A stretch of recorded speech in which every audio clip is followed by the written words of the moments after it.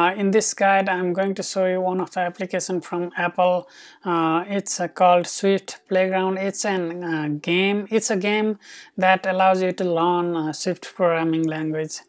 The theme says learn real coding the fun way. Um, it has really high ratings, 72 ratings and 4.6 out of 5. And because it's official and it's educational purpose. If your kids or even if you want to learn Swift language, then it's easy and it's the right way to start it. It's available on iPad and MacBook.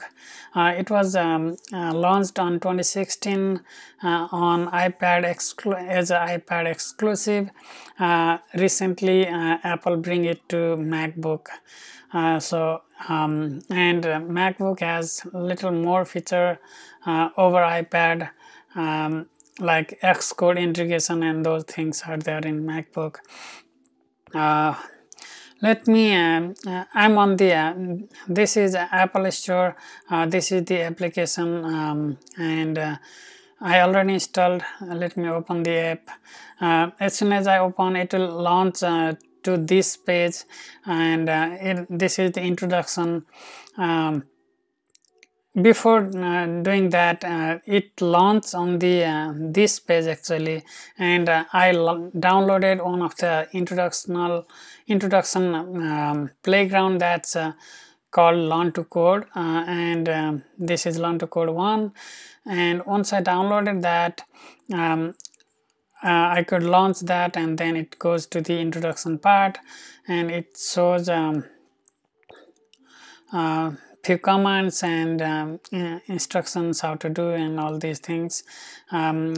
To move forward, use move forward. To collect gems or something like that. And this is all.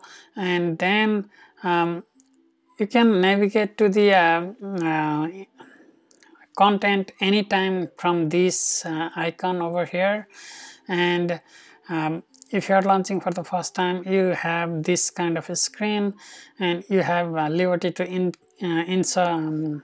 write down after clicking enter the code. Click to enter the code. If you click on here, and then you can type the codes. You can also choose from the below one, like for example, these things need to go to over here and collect the gems. For that, it has to take 1 step, 2 step, 3 step, 4 move forwards, and that's all, and then collect gems. If I do 4 times, 1 2 3 times actually, 1 2 3 times I think, and let's do 4 times, and you'll see it through. If you run this code on the right side, it will show you how. See, 4 times it's too much, 1 step extra, so it didn't fail, but it's 1 step extra. If you do only 3 times and run it again, let's go back again, and let me go from the content, table of content. Let's do that. With this, you can navigate to all of any of the lessons if you want, but if you are launching for the first time, you may go step by step. There are 3 codes: 3 move forward and collect gems. If I run this code, the previous one, it 1 2 3 step, and then it collects the gem. Yeah, this is the game, and backend code you get to learn. These are the functions on the Swift programming. You can just enter in different line, or you can just hit semicolon and keep it in the same line. It doesn't matter. If you keep it in the same line, you have to insert semicolon in between two different commands, or you can just separate it by the line feed or the return feed or whatever, second line, whatever you call. This is really easy to learn for the kids, especially. Adults can learn in different way also, even faster and all, but this is really good for kids. It was available on iPad, now it's available on MacBook. And let me go back.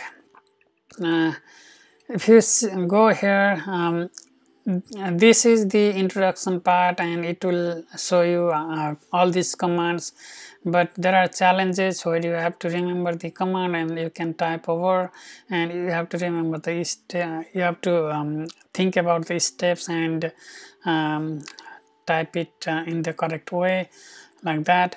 And if you want to develop totally new program, you can start with blank, and once you get the blank, for example, this is my blank sheet.